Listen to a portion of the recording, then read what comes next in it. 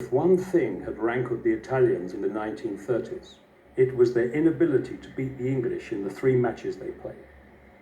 So when the England team arrived in Turin in May 1948, it was a chance for the Italians to see to some unfinished business.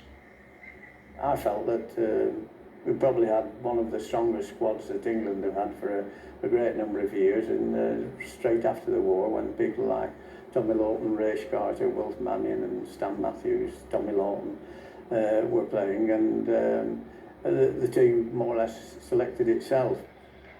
At the age of 62, Pozzo was taking charge of his 95th and last international. Based on the remarkable Torino team that perished in a plane crash a year later, this was a talented Italian team, and they were still world champions.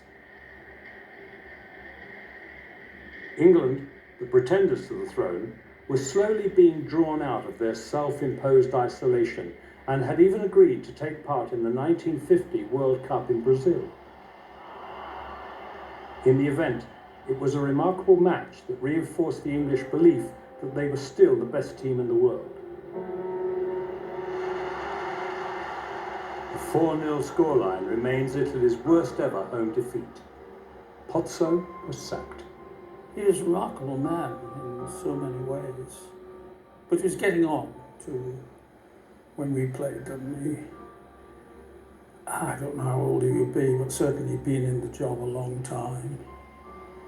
And so they were ready to see a change. But a delightful man to meet and to talk to, very knowledgeable about the game. It was the end of a truly remarkable era.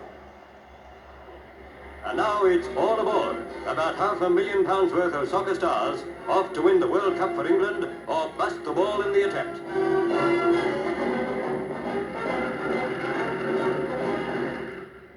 England's first World Cup adventure was an unmitigated disaster. Far from winning it, they didn't even get past the first round. Winterbottom may have been England's first coach, but his role was limited. When I looked upon those games, I thought, how stupid we are. It's typical, we're isolationists in every way. We don't see the need for preparation. Whether it was lack of preparation, bad luck, or just the skill of the Americans, the disaster of the 1-0 defeat against the United States was seen as symbolic by the rest of the world, but only as an aberration by the English. It was just one of those games that when you play, and you could play them 99 times out of 100 and you know, probably win by 4 or 5 goals. I think we hit the woodwork on 4 or 5 instances in that particular game, and it was one of those games, the longer the game went, you weren't going to win it.